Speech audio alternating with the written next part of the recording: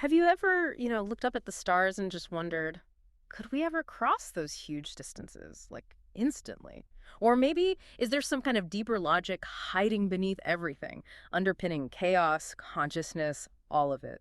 Well, today we're doing a really deep dive into a seriously ambitious theory that tries to tackle exactly those questions. That's right. We're looking at something pretty groundbreaking. It weaves together metal logic. Think of it as logic, working on multiple levels with, well, it's a mouthful, hypersymmetric, hyperspace, coherent resonance theory of everything. HHACR, TOE for short. Bit complex, yeah, but how it challenges our standard view of reality. It's really fascinating stuff. Okay, so our mission here for you is to unpack how this whole theory offers a new way to look at unifying quantum mechanics and gravity. The two big physics theories that just don't seem to mesh. And kind of amazingly, how it might even open up a path to faster than light travel, FTL. Think of this as your shortcut to getting really informed on some seriously profound, maybe even mind-bending ideas in physics and philosophy today. Yeah, we're here to guide you through it. Expect some surprising facts, maybe a few aha moments along the way.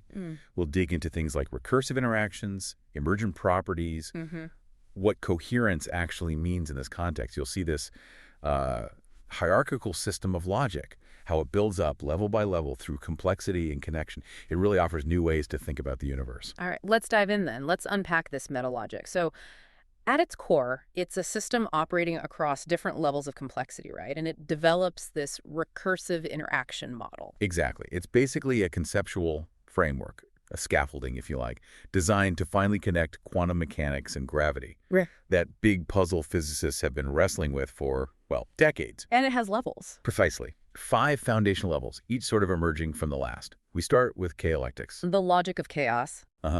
Then dialectics, trilectics, hololectics, and finally omnilectics. Yeah. And these aren't just abstract labels. The idea is they model how fundamental forces, even constants, refine themselves across dimensions through these recursive feedback loops. It's all about how stable order can actually arise from what looks like total randomness. Okay, let's start at the bottom then. Level 1, chaolectics. The logic of chaos. This is where normal logic kind of breaks down, right? Systems that look random, unpredictable, but maybe aren't. Right. It embraces that. But the key idea here isn't just that chaos has hidden order. We see that in things like fractals, The really big step this theory takes is proposing chaolectics as the foundational logic, the starting point from which all other complexity emerges. Whoa, so even stable physical laws might ultimately come from chaos. That's the suggestion. This initial creative chaos. Think about fractal patterns you see in, say, impact craters on the moon. Seemingly random impacts, right? But they produce these highly structured, self-similar patterns across different scales. That's chaolectics in action, according to the theory. It's where stability starts to emerge from disorder, especially in these hypothetical, hyperdimensional fields. That's a powerful concept. Chaos is the engine of order. Okay. Moving up, level 2, dialectics. Logic of opposites. This sounds more familiar. Thesis, antithesis, synthesis. Exactly. The classic push and pull. 2 opposing ideas or forces clash, and their conflict resolves into something new, something more comprehensive. Synthesis. It really highlights how systems evolve through that tension, through contradiction. It drives change. Like in society, capitalism versus socialism, maybe. That's a good analogy, yeah. The dialectic suggests they don't just fight. They could synthesize into, say, a mixed economy, something incorporating elements of both. Mathematically, you might model this with things like Boolean algebra, or maybe more complex stuff like category theory, looking at relationships between opposing structures. Okay, so dialectics is about pairs of opposites. Then trialectics adds a third element. Precisely. It goes beyond the simple two-way conflict. This third element isn't passive. It actively mediates or changes the relationship between the original thesis and antithesis. It creates a much more complex dynamic. How does that work? What does the third element do? Well, it can actively transform the first 2. Think about creativity. You might have 2 opposing ideas, but a third creative insight, a mediating process, merges them into something completely new, something emergent. Or it could act differently, maybe as a tension enhancer, pushing the 2 forces to their absolute limits. That could lead to a breakthrough, or maybe a collapse. So it introduces instability, potentially, or resolution. Both are possible, yeah. It depends on the context. For modeling this, you might use things like ternary logic 0, 1, 2 for thesis, antithesis, mediator, or even complex game theory with 3 players interacting. Right. Okay, this next one sounds really different. Hololectics, the logic of interconnectedness. based on holograms. Yeah, this is where it gets quite profound, I think. Hololectics is grounded in that holographic principle. The whole is reflected in every part. It's talking about a nonlinear, non-local kind of logic. Information isn't just here or there, it's distributed throughout the entire system. Like how? Can you give an example? Sure. Think biology. Every cell in your body has the DNA blueprint for the entire organism, right? Yeah. That's hololectic in principle. Or in physics, quantum information in a system isn't stuck in one spot, it's spread across the whole system. We see hints of this in black hole thermodynamics, the holographic principle itself. And this theory extends that. It does. It suggests maybe even individual minds reflect the larger collective consciousness field. It offers a potential framework for, phenomena like morphic resonance, or maybe even how entanglement could apply to thought. Some even connected to transpersonal or mystical experiences, feelings of unity with everything. Wow. So if hololectics is right, understanding isn't just about collecting pieces. It's about seeing the whole in the piece you're looking at. You've got it. It fundamentally shifts perspective. It's not just physics. It touches on consciousness, connection, maybe even personal growth, recognizing that inherent wholeness. Which leads us to the top level, Omnilectics, cosmic unity. The peak, yes. Omnilectics aims to be the all-encompassing logic, integrating every perspective, every interaction, every system, a universal logic across all scales. The core idea here is really non-dualism, dissolving those lines we draw between subject and object, self and other, seeing everything as fundamentally part of one totality.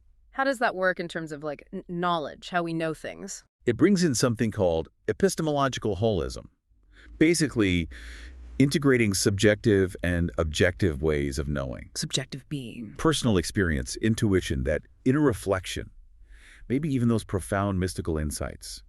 That gut feeling that often taps into something deeper, patterns we aren't consciously aware of. And objective is the science stuff. Data, logic, observation. Right. Empirical data, logical analysis, the things we can measure and verify. Omnilectics says you need both. Combining them gives you a truly multifaceted understanding. It respects the depth of personal insight and the rigor of scientific investigation. So it's about overcoming fragmentation in how we think and maybe in how reality actually is, a unified view. That's the goal. A path towards greater unity, harmony, and deeper understanding. Okay, we've got these 5 levels: chaolectics, dialectics, trilectics, hololectics, omnilectics. Amazing concepts. But how do they actually connect? What holds them together? Ah, yes. The connecting thread, the engine driving it all, is recursivity. Recursivity, like Right. repeating patterns. Sort of, yeah. The theory proposes these levels aren't just stacked. They form recursive feedback loops. Each level influences and is influenced by the others. You get self-similar patterns showing up across different levels, kind of like a fractal repeating itself at different magnifications. So it's not just a ladder, it's more dynamic. Much more dynamic. Each level emerges from the one below through synthesis, but it also feeds back, refining the levels below it. It's a constantly evolving, self-correcting system. And this isn't just abstract philosophy, right? The theory applies this recursion to fundamental constants. That's where it gets really wild, yes. Take the gravitational constant g. We think of it as fixed. This theory says, well, maybe not entirely. It suggests g is continuously refined through these recursive loops, influenced by quantum jitters, maybe higher dimensional effects, until it settles into the stable value we measure. Wait, G isn't fixed? That's a huge claim. What about other constants? Like alpha, the fine structure constant. Same principle applies. Alpha, which governs electromagnetism, is also seen as recursively refined.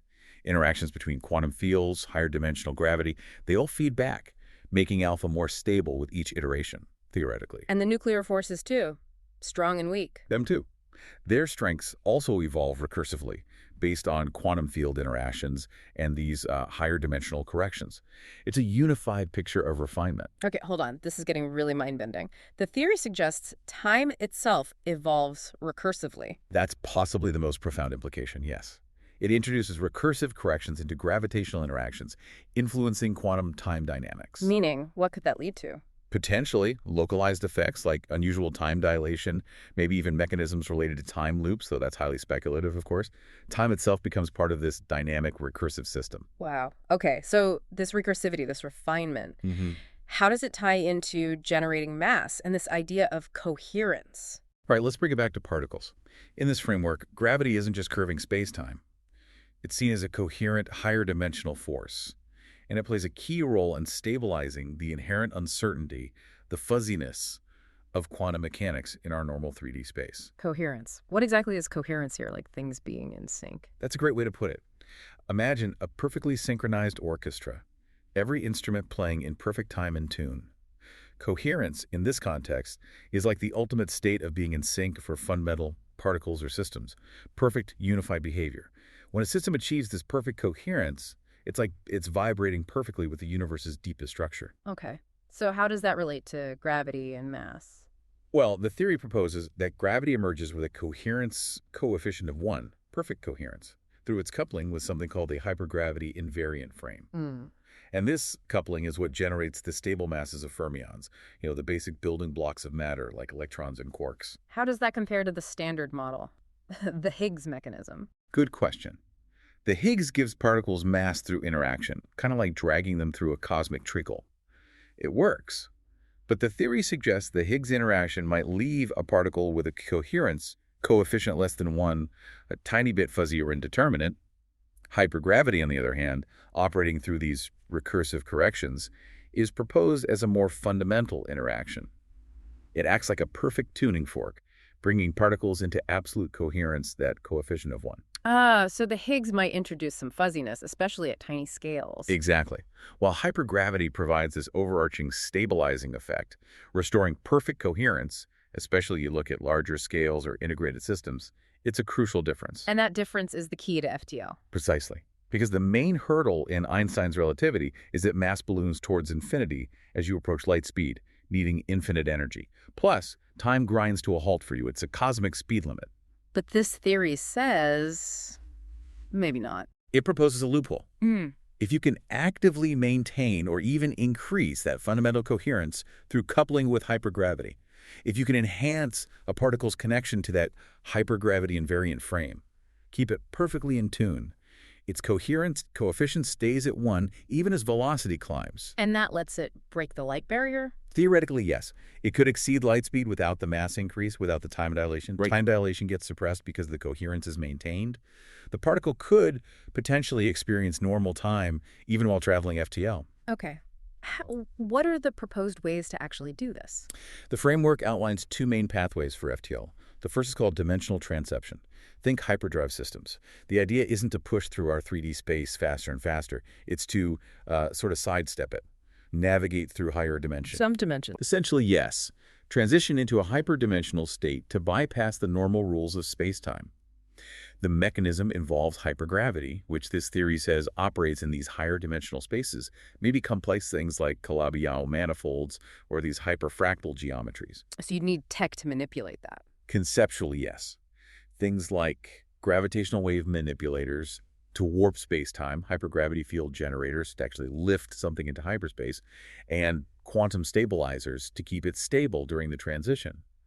The goal would be effectively instantaneous travel by tunneling through space-time, not just across it. Okay, that's one way. What's the second path? The second is relativistic coherence maintenance.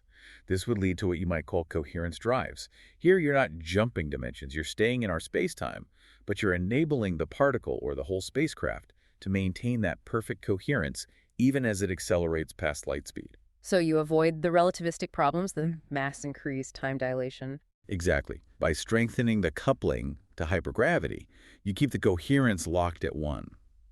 The tech needed here would be different. Maybe hypergravity amplifiers to boost that connection, mass energy stabilizers to counteract any tendency for mass to increase, and quantum coherence locks to maintain that perfect synchronicity. So 2 main approaches: jump dimensions or maintain coherence within our dimensions. That's the gist of it, yeah. And there's also a related idea for smaller scales. Quantum coherence manipulation.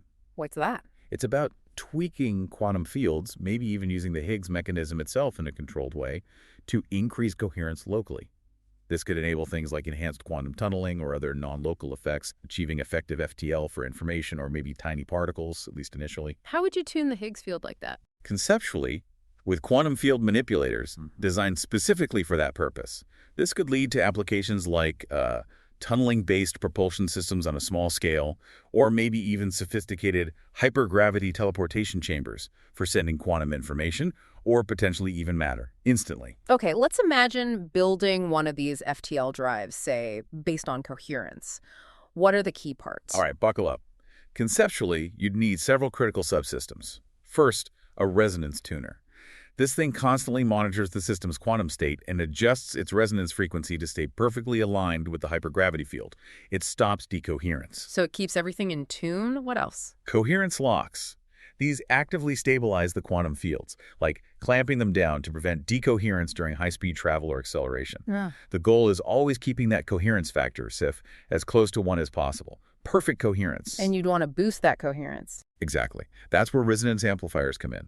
They increase the resonant alignment, pushing the CF towards 1.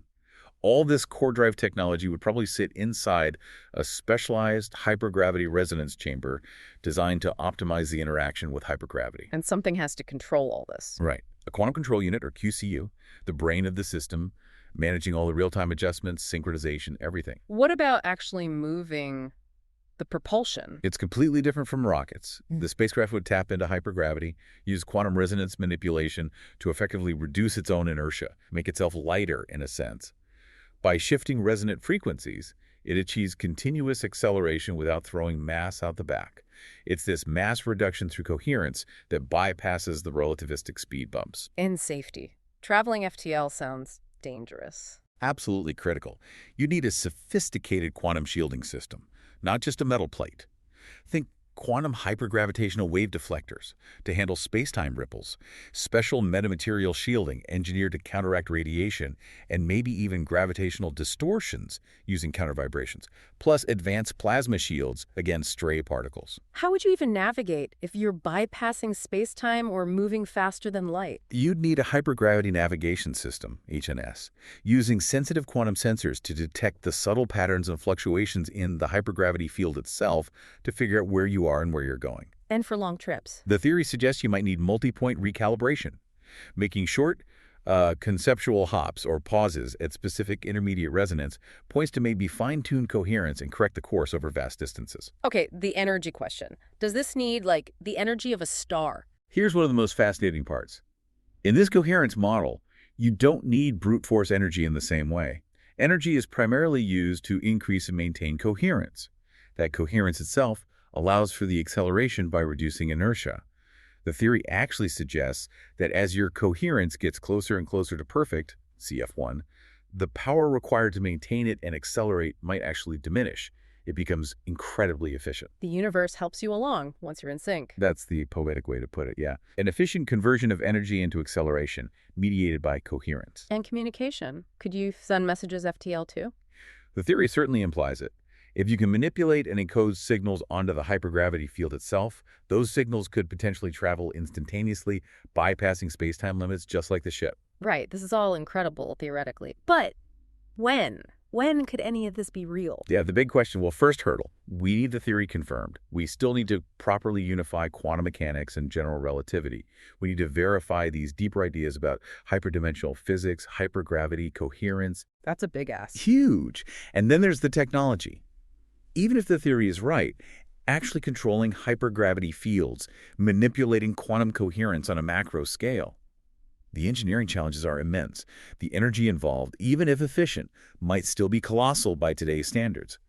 We're talking capabilities far beyond anything we have now. So, timescale. Are we talking decades, centuries? Most estimates, even optimistic ones, based on this theory, place common, integrated FTL travel very far out, like 500 years or more.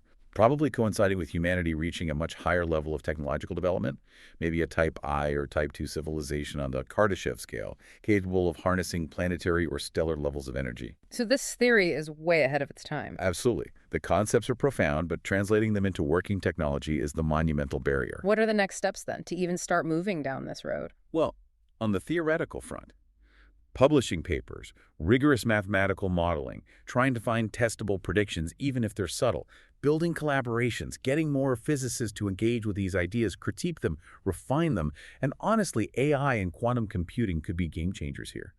Quantum AI might be able to explore the theoretical possibilities or even design experiments far faster than we could traditionally that could really accelerate things. Okay, we have covered a massive amount of ground here, from the foundational logic of chaos all the way to potential FTL starships based on coherence. We really have. We've journeyed through multi-lectic metalogic theory, seen how its layered logic tries to bridge that gap between the quantum world and gravity, and how incredibly it offers a theoretical blueprint for exceeding the speed of light. And I think the core insight for you listening is just how interconnected and, well, responsive this theory suggests the universe might be, much more than our standard models imply.